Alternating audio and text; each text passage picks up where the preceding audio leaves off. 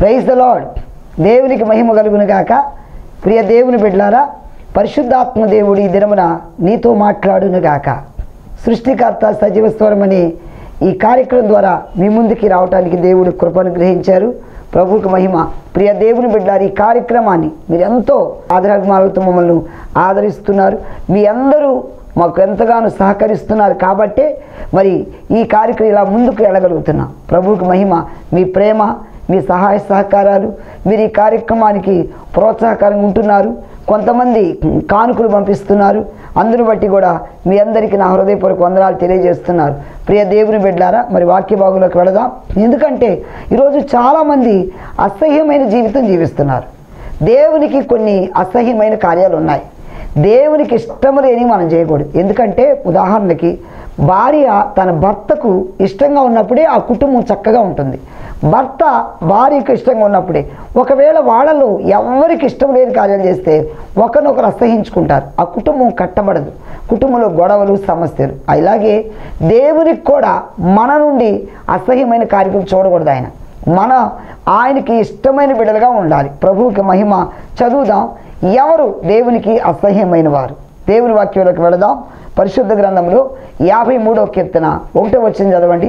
ప్రియ దేవుని బిడ్డలారా, దేవుడు ఎందుకు మనిషిని అసహించుకుంటాడు? చదవండి అక్కడ. దేవుడు లేడని బుద్ధిహీనులు అనుకుందరు, వారు చెడిపోయిన వారు అది అసహ్యమైన కార్యములు చేస్తారు. ఎవరు వీరు? దేవుడు లేడని చెప్పుకునేవారు. ప్రార్థన. పరిశుద్ధుడా, ఈ వాక్యం ద్వారా మాతో మాట్లాడమని యేసు నామమున ప్రార్థిస్తున్నాము తండ్రి. ఆమేన్, ఆమేన్. హల్లెలూయా.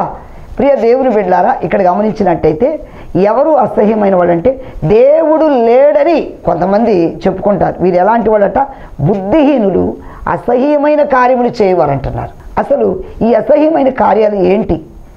ఎలాంటి క్రియలు చేస్తే దేవునికి అసహ్యం? Praise the Lord. హల్లెలూయా. చూద్దాం. దేవుని వాక్య భాగంలోకి వెళదాం. 101వ కీర్తన 3వ వచనం చదవండి. నేను ఏ దుష్కార్యం ఉంచుకొనను, భక్తి మార్గము తొలగిన వారి క్రియలు నాకు అసహ్యములు. అది ఎవరి క్రియలట? భక్తి మార్గము తొలగిపోయి ఉంటారే వారి క్రియలంటే నాకు అసహ్యం. అంటే దేవుడిని నుండి కోరుకుంటుంది ఏంటంటే నువ్వు భక్తిగా జీవించాలని. ప్రియ దేవుని బిడ్డలారా, యోబు జీవితం చూడండి. యోబు దేవుని యందు యథార్థవంతంగా భక్తితో భయభక్తులతో కలిగి జీవిస్తూ చెడుతనాన్ని విసర్జించాడు. సాతానుడు ఏం చేశాడంటే ఎలాగైనా యోబు మీద దేవునికి అసహ్యం కలిగించాలనుకున్నాడు. కానీ యోబు తన భక్తి మార్గాన్ని విడిచిపెట్టలా. ఆ భక్తి మార్గం నుండి వైదొలగిపోలా.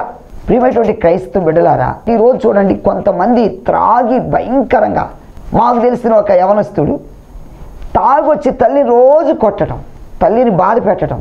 ఈయన భయంకరమైన త్రాగుడు వల్ల భార్య కూడా ఇతను విడిచిపెట్టి వెళ్ళిపోయింది. తల్లికి తప్పదు కదా, పాపం ఏదో తల్లి వండి పెడుతుంది కదా, దాన్ని బట్టి సంతోషించాలి కదా.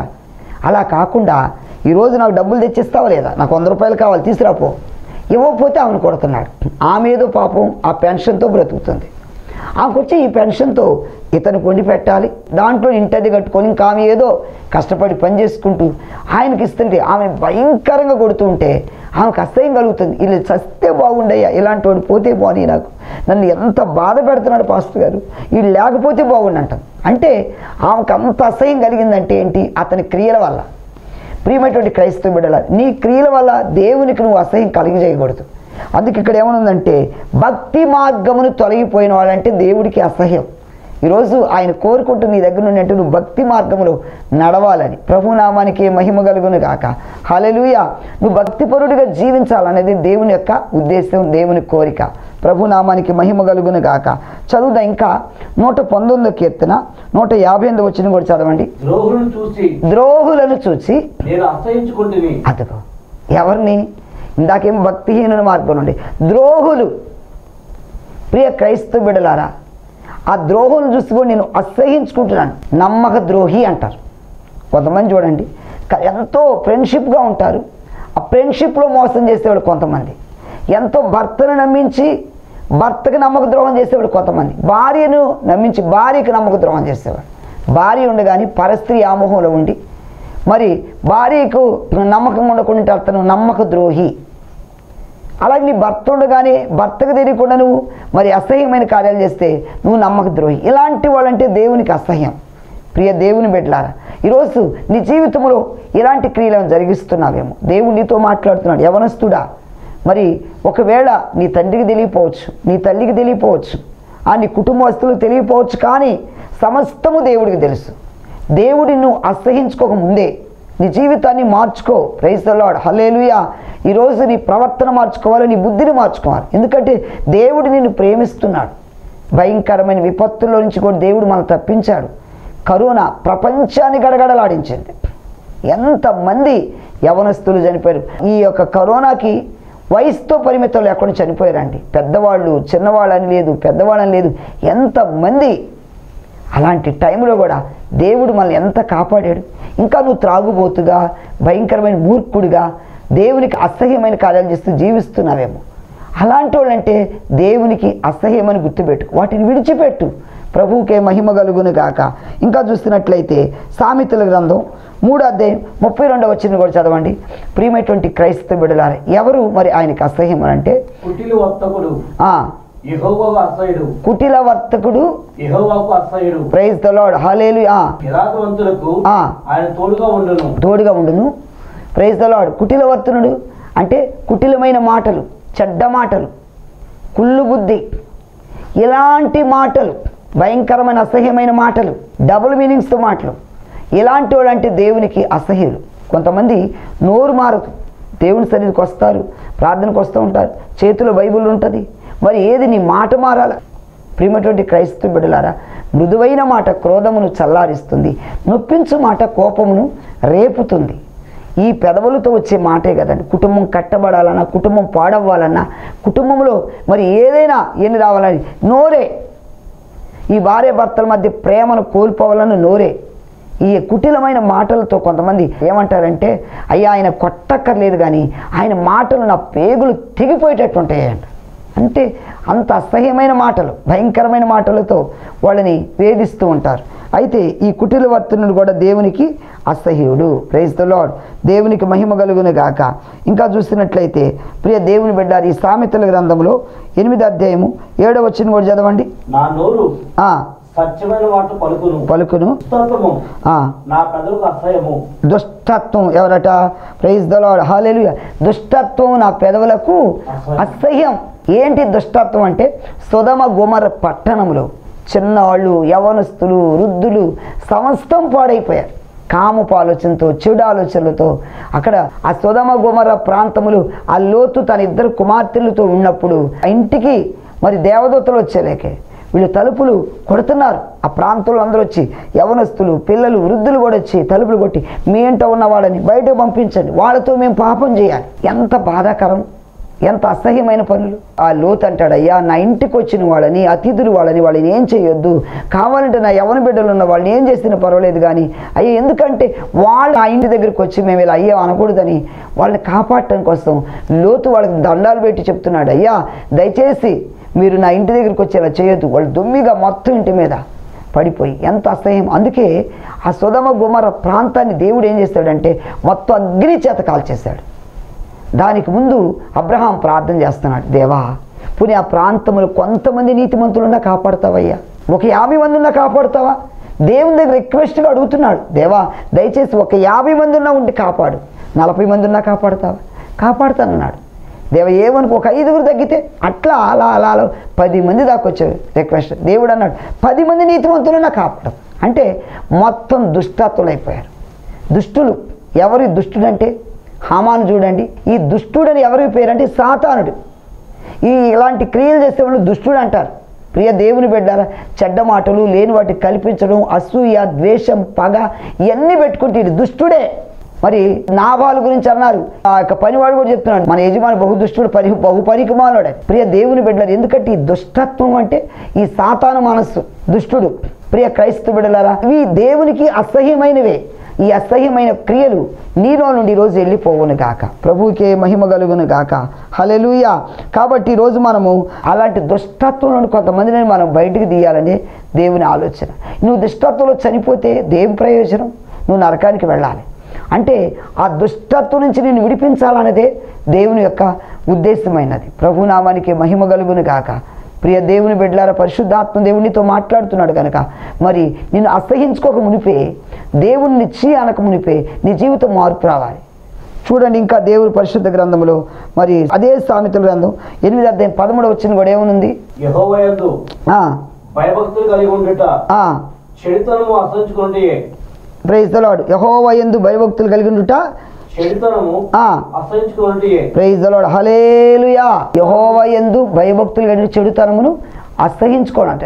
ఇంకా గర్వము అహంకారము దుర్మార్గత కుటిలమైన మాటలు నాకు అసహ్యములు. అది ఏంటి అంట? గర్వము అహంకారము దుర్మార్గత. ఎంత చూడండి, గర్వం అన్నా దేవునికి అసహ్యం, ఇంకా దుర్మార్గత అన్నా అసహ్యం, ఇంకా అహంకారం. ఎందుకండి ఇవన్నీ? నీ జీవితం దేవునికి అసహ్యం. గర్వం నాశనానికి ముందు గర్వం నడుస్తుందని గుర్తుపెట్టుకో. ప్రియ దేవుని బిడ్డ, నెబుకద్నెజరు అనుకున్నాడు, నాకేంటి ఈ రాజనగరంతా నేను కట్టా, నేను నా బలం నా ధనం నా శక్తి అనుకుంటున్నాడు. ప్రియ దేవుని బిడ్డలారా, ఎంత బలవంతుడైనా సరే, ది గ్రేట్ అలెగ్జాండర్ చక్రవర్తి అని అంత పేరు తెచ్చుకుని ఆయన రాజ్యాన్ని జయించాడు, కానీ దోమని జయించలేకపోయాడు. ఏమనుకున్నాడు? తిరుగులేదు. అలెగ్జాండర్ చక్రవర్తి ఏమనుకున్నాడు? సామ్రాజ్యం పరిపాలించిన మరి యవనస్తుడు, తిరుగు లేకుండా పరిపాలించాడు. ఆయన ఏమనుకుంటున్నాడు? నాకు తిరుగులేదు అనుకున్నాడు, నేను రాజ్యాలన్నీ జయించాను. కానీ ఒక దోమ కాటు వల్ల, చిన్న దోమ ఈ బుగ్గ మీద పుట్టింది. ఇప్పటిలాగా అప్పుడు ఇంత టెక్నాలజీ లేదు. బ్లడ్ టెస్ట్లు అంటే ఇప్పుడు తెలుసుకొని మలేరియానా, టైఫాయిడా, డెంగ్యూవా ఏదుందో ఇప్పుడు తెలుసుకున్నారు. ఆ రోజులు అలా లేదు. ఆయన ధనం ఉండొచ్చు, ఎంతోమంది వైద్యులు వచ్చి ఎన్నో ట్రీట్మెంట్ చేస్తున్నారు, ఎన్నో రకాల. ఆయన అందుకే అనుకున్నాడు, ఏ డాక్టర్ కూడా నన్ను కాపాడలేకపోయారు. ఆ వైద్యులు ఎన్నో రకాలుగా రకరకాల వైద్యాలు చేశారు, కానీ ఉపయోగం లేదు. ఆయనకు అర్థమైపోయింది, ఇక నేను చనిపోతున్నాను అనుకున్నాడు.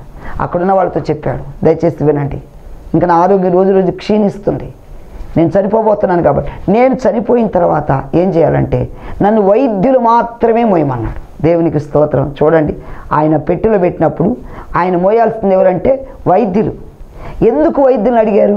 ఇంతమంది వైద్యులు ఉన్నారు, ఎవరు నా జబ్బుని నయం చేయలేకపోయారు. రెండవది ఏమని కోరుకున్నాడంటే, నేను ఎంతో డబ్బును సంపాదించా, రాజ్యాలను జయించాను, ఈ చేతులతో కత్తి పట్టుకొని ఎన్నో రకాల యుద్ధాలను ఎంతోమందిని ఓడించా, కానీ రత్నాలు, బంగారం, వెండి అన్నీ సంపాదించా, ధనం సంపాదించా, ఒక్క రూపాయి తీసుకెళ్ళట్లే.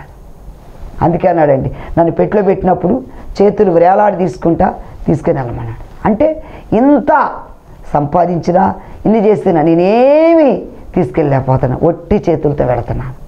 ప్రియమైనటువంటి దేవుని బిడ్డలారా, చూడండి అంటున్నాడు, నేను ఎంత సంపాదించా అయినా తీసుకెళ్ళలేకపోతున్నాను.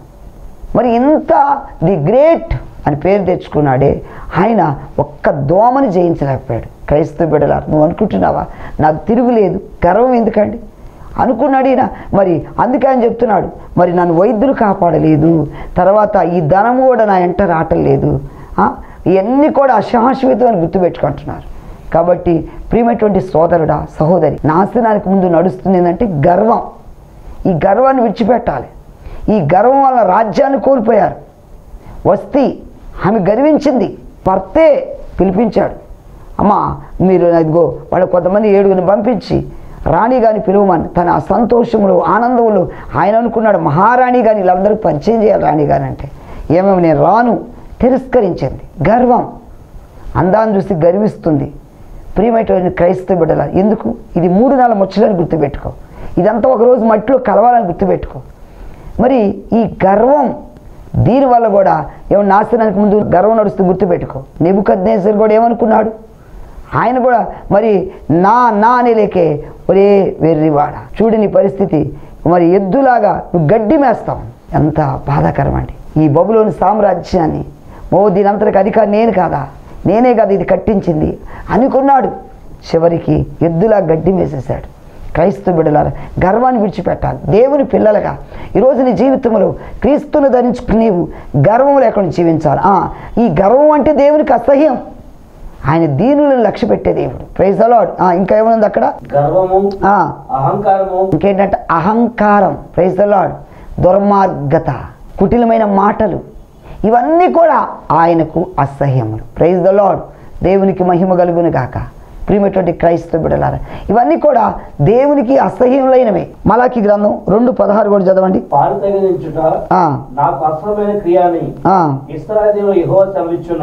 ప్రైజ్ ది లార్డ్, హల్లెలూయా.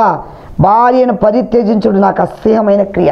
ఎందుకంటే ఈ రోజుల్లో దేవుని వాక్యం ఉంది, వ్యభిచార కారణం నిమిత్తం తప్పండి. వ్యభిచారం చేస్తున్నప్పుడు పరిత్యాగం ఇవ్వచ్చు, కానీ అలా కాకుండా ఈరోజు ప్రతిదాని చిన్నదానికి కూడా భార్య ఉండగానే పరస్త్రీ ఆమోహంలో పడిపోయి అందరి సమక్షంలో ప్రమాణం చేసి వివాహం చేసుకొని ఏమంటున్నారు, ఏమి కానీ అందమైన అమ్మాయి ఉంటే ఏమని వదిలిపెట్టి ఆమె మోజులో పడిపోయి కొంతమంది భార్యను దుఃఖపెట్టేవాళ్ళు ఉన్నారు. ఇక్కడ భార్యను పరిత్యజించుట కూడా దేవుడికి అసహ్యం అంట. Praise the lord.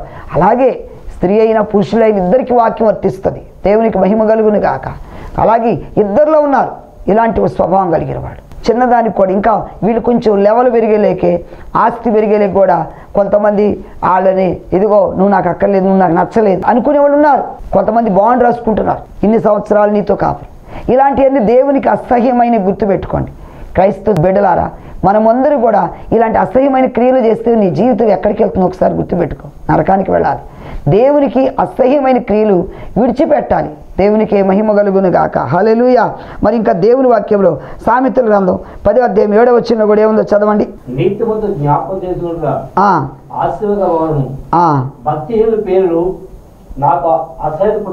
అది భక్తిహీనుల పేరు నాకేం కలిగిస్తుందట? అసహ్యత పుట్టించును. ప్రైజ్ ది లార్డ్, హల్లెలూయా. ఈరోజు దేవుడు నిన్ను అసహించుకోమునిపే నీ జీవితం మార్చుకో. ఎందుకంటే వీళ్ళందరూ ఎక్కడికి వెళ్తారట? ప్రకటన గ్రంథం 21:22 వచ్చింది చదవండి. సర్వాధికారి దేవుడగు ప్రభువును గొర్రెపిల్ల దానికి దేవాలయం ఉన్నారు. ఆ పట్టణంలో ప్రకాశించుటకై సూర్యుడును చంద్రుడును దానికి అక్కర్లేదు. దేవుడికి మహిమయే దానిలో ప్రకాశించున్నది. ప్రైజ్ ది లార్డ్, హల్లెలూయా. ఆయనకి అసహ్యములైన ఇంకా ఏమన్నా సామెతల గ్రంథం 6:16 కూడా చదవండి. యెహోవాకు అసహ్యములైన 6 కలవు, 7 ఆయనకి హేయములు. అవేమనగా అహంకార దృష్టియు, కళ్ళలాడు నాలుకయు, నిరపరాధం చంపు చేతులను, దుర్యాచరణ హెచ్చు హృదయమును, కీడు చేయడు త్వరపడి పరిగెత్తు పాదములను, లేని వాటి పలుకు అబద్ధ సాక్షియు, అన్నదమ్ములతో జగం పుట్టించేవాడును. నా కుమారుడా, నీ తండ్రి ఆజ్ఞ గైకొనుము. ఎన్ని కూడా చూడండి ఇక్కడ ఏమన్నాయో, దేవునికి అసహ్యములైనవి ఎన్ని కలవట? 6 కలవు. 7 హేయములు. అవేవనగా అహంకార దృష్టియు, నిరపరాధం చంపు చేతులను, దుర్యోచనలు యోచించు ఉదయమును, కీడు చేయడు త్వరపడి పరిగెత్తు పాదములు, లేని వాటి పలుకు అబద్ధ సాక్షి. అంటే అబద్ధములాడోడు కూడా ఆయనకు అసహ్యం. లేని వార్తను పుట్టించుకోడు. అబద్ధములాడి నాలుగు నేను కోసేస్తానంటున్నాడు. కొంతమంది చిన్నదాని కూడా అబద్ధాలు. ప్రకటన గ్రంథం 21:8 కూడా వీళ్ళందరూ పిరికివాళ్ళు, అవిశ్వాసులు, అసహ్యులు, వీళ్ళందరూ ఎక్కడికి వెళ్తారంటే అగ్ని గుండంలో పాలు పొందుతారు. ఇది 2వ మరణం, వీళ్ళు నరకానికి వెళ్ళాలంటారు ప్రకటన గ్రంథం 21:8. కాబట్టి ఈరోజు నువ్వు దేవునికి అసహ్యమైనవి నీ జీవితంలో ఉంటే నరకానికి వెళ్ళాలి. ఈరోజు దేవునికి అసహ్యమైన క్రియ నీలో ఉంటే సరి చేసుకో ప్రియమైనటువంటి క్రైస్తవ బిడ్డలారా. ఎందుకంటే యోధా పత్రికలో కూడా ఏమని ఉంటుందంటే, కొందరినైనా అగ్నిగుణములు లాగినట్టు లాగాలి, లేకపోతే వీళ్ళందరూ నరకానికి వెళ్ళిపోతారు. ఒక క్రైస్తవుడిగా నీ బాధ్యత ఏంటంటే కొంతమందినైనా ఈ అగ్నిగుణానికి ఆహుతి అవ్వకుండా, నరకంలో పడిపోకుండా వాళ్ళు లాగాలని. ఈరోజు ఈ వాక్యం మీకు ఎందుకు బోధిస్తున్నామంటే, ప్రియ దేవుని పిల్లలారా, మరి ఈ టీవీ కార్యక్రమంకి రావాలంటే ఎన్నో డబ్బులు హెచ్చించి మీ ముందుకు వాక్యం తీసుకొస్తున్నా. ఎంతో ప్రయాసతో ఈ వాక్యాన్ని మీ ముందుకు తీసుకురాగలుగుతున్నా. బాగా డబ్బులు ఎక్కువై కాదు, మీ కొంతమందినైనా ఈ అగ్నిగుండాల నుండి తప్పించాలి, దేవునికి నువ్వు ఇష్టడిగా జీవించాలన్నది. కాబట్టి నీ అసహ్యమైన క్రియలు మానివేయాలి. ప్రభునామానికి మహిమ కలుగును గాక. ఇంకా దేవునికి దుఃఖపరుస్తున్నావేమో, దేవుని బాధ కలుగజేస్తున్నావేమో అంటే ఈరోజు నీ జీవితాన్ని మార్చుకో. అబద్ధములాడాలని కూడా ఆయనకు అసహ్యములే. అబద్ధములాట వాళ్ళు ఎంత భయంకరమైన శిక్షలు వచ్చినాయి. చాలామంది సింపుల్గా అనుకుంటారు, చిన్న అబద్ధమే కదా అనుకుంటారు. కయ్యూను అబద్ధం ఆడుతున్నాడు. దేవుని సన్నిధికి వచ్చారు కయ్యూను, హేబేరు, ఇద్దరు అన్నదమ్ములే. కయ్యూనేమో తన పొలంలో ఆయన కూడా తెచ్చాడు దేవునికి కొంత అర్పణ. హేబేరు క్రొవ్విన వాటిని దేవుని సన్నిధి తీసుకొచ్చాడు. కయ్యూను కూడా తాలియో తప్పే తీసుకొచ్చాడు. అంటే దేవుడు మరి హేబేరు అర్పణను అంగీకరించి శ్వాసని ఎద్దలేకే కయ్యూను కోపం వచ్చేసింది. అంటే నేను తెచ్చిన అర్పణ అంగీకరించడాని దేవుని మీద కోపంతో తమ్ముడిని అక్కడే చంపేసేసాడు. పైగా మాయం చేసేసేస్తే కనబడకుండా చేసి, ఎక్కడ కయ్యూను నీ తమ్ముడైన హేబేలు ఎక్కడంటే అంటాడు, నా తమ్ముడికి నేనేమైనా కావాలి వాడినా? ఇక్కడ అబద్ధం ఆడుతున్నాడు. అబద్ధం ఆడటం వల్ల తన జీవితంలో ఎంత శిక్ష అనుభవించాడో తెలుసా? దేశ దిమ్మరైపోయాడు. వాక్యం వింటున్న ప్రియ సహోదరి సహోదరు, చిన్నదాన్ని కూడా ప్రతిదానికి చీటి మాటికి అబద్ధాలు నేర్చుకుంటున్నావేమో. ఇవన్నీ కలలాడే నాలుక, లేని వార్తలు పుట్టించి ఈ చెడ్డమాట ఎలాంటి వాడు, కుటిల వర్తులు, వీళ్ళందరూ కూడా ఎక్కడికి వెళ్తారంటున్నారంటే వీళ్ళందరూ దేవునికి అసహ్యమైన వారు అంటున్నారు. దేవుడు నిన్ను అసహించుకోక మునిపే ఇంకా ఈ అబద్ధం ఆడటం వలన మరి అపోస్తుల కార్యం 5వ అధ్యాయంలో అననీయ సప్పీరాలు ఇద్దరు భార్యాభర్తలు, ఇద్దరికి చూడండి, ఇద్దరు కూడా దేవుని సన్నిధిలో ఎంత అబద్ధమాడి ప్రాణాలు కోల్పోయారు. పేతురు దగ్గరికి వచ్చారు. ఆది అపోస్తుల కాలంలో ఏం జరిగిందంటే ఆ సంఘములో స్థిరస్థిరాస్తులన్నీ అందరికీ సమిష్టిగా పంచుతున్నారు. ఈ అననీయ సప్పీరాలు ఏం చేస్తారంటే వారు పొలం అమ్మిన సొమ్ములో కొంత దాచిపెట్టి దేవుని సన్నిధిలోకి అననీయ ఏం చేసుకొచ్చాడంటే తీసుకొచ్చాడు. పేతురు గారు అడుగుతున్నారు, అననీయ ఇంతకే అమ్మేవా? అంతేనయ్యా, అంతే. అంటే పరిశుద్ధాత్మ దేవుడు ఈయనకు బయలుపరుస్తున్నాడు పేతురికి, నిజంగా చెప్పు, ఆయన ఉన్నది కరెక్టే చెప్పొచ్చు కదా. అలా కాకు అంతే, అబద్ధమాడి ప్రాణాలు కోల్పోయాడు. అది తెలియక కొంత సమయానికి తన భార్య వచ్చింది, అమ్మ మీ భర్త చెప్పాడు, ఇంతకైనా మీ పొలం అమ్మింది. అంతేనయ్యా, కరెక్టే మా ఆయన గారు చెప్పింది. ఆమె అక్కడికక్కడ పడి ప్రాణాలు కోల్పోయింది అబద్ధం ఆడటం. చాలామంది అనుకుంటారు సింపుల్గా నేను అబద్ధం ఆడి ఇదేం కాదు అనుకుంటారు. అబద్ధం ఆడితే కూడా చూడండి ఈ అప్రమాణికులందరూ కూడా ఎక్కడికి వెళ్తారంటే నరకానికి. దేవుని వాక్యం సెలవిస్తుంది. కాబట్టి వాక్యం వింటున్న ప్రియ దేవుని బిడ్డలారా, సహోదరుడా సహోదరి, ఈ దేవునికి అసహ్యమైన క్రియలు ఇప్పుడైనా విడిచిపెడతావా? దేవునికి ఇష్టమైన బిడ్డగా నువ్వు జీవించాలని కోరుకుంటే ఈరోజు ఆ దేవునికి అసహ్యమైన ఏది ఉన్నావో అవి తీసేస్తాయి. ఇక్కడ 53వ కీర్తన 1వ వచనంలో ఎవరి గురించి చెప్పామంటే దేవుడు లేడని చెప్పుకునే వాళ్ళట, వాళ్ళు బుద్ధిహీనులు. అలాంటి వాళ్ళంటే ఆయనకి అసహ్యులు అంటున్నారు. ఒకసారి చదవండి ఆ మాట. 53వ అధ్యాయము. దేవుడు లేడని బుద్ధిహీనులు తమ హృదయంలో అనుకొందురు. అది ఎవరట? దేవుడు లేడని బుద్ధిహీనులు తమ హృదయంలో అనుకొందురు, వారు చెడిపోయిన వారు. అది వారు ఎలాంటి వాడట? చెడిపోయిన వారు, అసహ్యమైన కార్యములు చేయవారు, అసహ్యమైన కార్యములు చేయవారు. Praise the Lord. అసలు దేవుడు లేకపోతే మనం ఎక్కడున్నాం? ఈరోజు దేవుడు ఉన్నాడు. దేవుడు లేకుండా ఈ సృష్టిలో ఏది లేదు. ఆయన ఉన్నాడు కనుకనే మనం జీవించగలుగుతున్నాం, చెల్లించగలుగుతున్నాం, తినగలుగుతున్నాం, త్రాగగలుగుతున్నాం, బ్రతకగలుగుతున్నాం. ఈరోజు ఇలా ఉండగలిగామంటే ఆయన ఉన్నాడు. ప్రభునామానికి మహిమ కలుగును గాక. బుద్ధిహీనులాగా మాట్లాడొద్దు. నీకు సమస్య వచ్చిందనో బాధ వచ్చిందనో దేవుడే ఉంటే నాకు ఎందుకు ఈ కష్టం అనుకుంటున్నావా? ఆయన ప్రేమామయుడు, సర్వ మానవాళి కొరకు ప్రాణం పెట్టాడు కనుక ఈరోజు నువ్వు ఆ ప్రేమామయుడిని హృదయంలోకి ఆహ్వానిస్తే ఆయన సన్నిధిలో ఒప్పుకో, క్షమించమని అడుగు. నన్ను క్షమించయ్యా, నేను అసహ్యమైన క్రియలు చేస్తాను, అసహ్యమైన పనులు చేస్తాను, పాడు పనులు చేస్తానని పశ్చాత్తాపడి దేవుని దగ్గర కన్నీటితో ప్రార్థన చేస్తే నువ్వు క్షమించబడతావు. మరి నాతో పాటు ఈ ప్రార్థనలు ఏకీభవిస్తావా? ఒకసారి మీరందరూ కూడా మరి దయచేసి ఈ ప్రార్థనలు ఏకీభవించి, ప్రభువా నన్ను క్షమించండి అయ్యా, నేను అసహ్యమైన పనులు చేస్తున్నానయ్యా, హేయమైన పనులు చేస్తానయ్యా, నిన్ను దుఃఖపెట్టానయ్యా, నిన్ను బాధ పెట్టానయ్యా. ప్రభు దగ్గర అడుగుదాం. Praise the Lord. Hallelujah, hallelujah. ఒకసారి తీర్మానం చేసుకోండి. ప్రియ దేవుని బిడ్డలారా, పరిశుద్ధాత్మ దేవుడు నీతో మాట్లాడుతున్నాడు. హల్లెలూయా. ఇప్పుడు వరకు నీతో మాట్లాడుతూ వచ్చారు. నీకు ఎలాంటి సమస్య ఉన్నా, బాధ ఉన్నా, వేదన ఉన్నదా తల మీద చేయబెట్టుకు ప్రార్థన చేస్తుండగానే ప్రభు నిన్ను బాగు చేయబోతున్నాడు. దేవునికి విడుదల ఇవ్వబోతున్నాడు. ప్రార్థన చేద్దాం. హల్లెలూయా. పరిశుద్ధాత్ముడా నీకే స్తోత్రములు చెల్లిస్తున్నాను అయ్యా. ఈ సమయంలో నాయన వాక్యం విన్న ప్రతి బిడ్డని మీరు జ్ఞాపకం చేసుకోండి. ఎలాంటి వ్యాధి ఉన్నా, సమస్య ఉన్నా, బలహీనత ఉన్నా ఇప్పుడే యేసు నామములో విడుదలిచ్చి బిడ్డలకు విడుదల, స్వస్థతను, క్షేమమును అనుగ్రహించి మహిమ పొందుకోమని యేసు నామమును ప్రార్థిస్తూ వేడుకొంచున్నాం తండ్రి. ఆమేన్, ఆమేన్. హల్లెలూయా. ప్రియ దేవుని బిడ్డలారా, ఇంతవరకు వాక్యం విన్నారు కదా. ఈ వర్తమానం మీకు మీ కుటుంబాలకు ఆశీర్వాదకరంగా ఉందని నేను నమ్ముచున్నాను. ఇక ఆలస్యం ఎందుకు, మీ సంతోషాన్ని మాకు తెలియపరచగలరు. మరి ప్రియ దేవుని బిడ్డలారా, మీ ఎలాంటి ప్రార్థన అవసరతున్నా తప్పకుండా మాకు తెలియపరచండి. ఫోన్ కాల్స్ ద్వారా అయినా, ఈమెయిల్స్ ద్వారా అయినా, మరి ఎలాగైనా మీరు తెలియపరచవచ్చు. నేను నా ప్రార్థనా బృందం ప్రార్థించడానికి సిద్ధంగా ఉన్నా. ప్రతిరోజు మా బృందం ప్రార్థన చేస్తూ ఉంటారు. మీ ప్రార్థన అవసరతలు పంపించవలసిన మా చిరునామా పాస్టర్ చందోలు మోషే, మన్నా ప్రార్థనా మందిరం, లంబాడీపేట, విజయవాడ, రాముల వీధి. నా ఫోన్ నెంబర్ 970 3467777. ప్రియ దేవుని బిడ్డలారా, మరి ఇంకా ఎక్కువగా మా కార్యక్రమాలు చూడాలనుకుంటే మా యూట్యూబ్ ఛానల్ ఉంది. యూట్యూబ్ ఛానల్లోకి వెళ్ళి చందోలు మోషి అని టైప్ చేస్తే మా వర్తమానాలు వస్తాయి. సబ్స్క్రైబ్ చేయండి, లైక్ చేయండి, షేర్ చేయండి. ఒకవేళ ఈ కార్యక్రమానికి మీ వంతుగా మీ సహాయ సహకారాలు అందించాలనుకుంటే మీరు ఈ ఫోన్కే గూగుల్ పే, ఫోన్పే ఉంది, తప్పకుండా పంపించవచ్చండి. ఎందుకంటే ఎంతో ప్రయాసతో ఈ కార్యక్రమం ముందుకు తీసుకెళ్తున్నా. దేవుడు మిమ్మల్ని ప్రేరేపిస్తే మీ హృదయంలో ఎంతైతే కానుకలు పంపించాలనుకుంటే పంపించవచ్చు. దేవుడు మిమ్మలను మీ కుటుంబాలను దీవించునుగాక. Thank you. God bless you. మరలా కలుద్దాం. అప్పటి వరకు సెలవు. దేవుడు మిమ్మల్ని అందరినీ ఆశీర్వదించునుగాక. మీ అందరికీ నా హృదయపూర్వక వందనాలు. Thank you.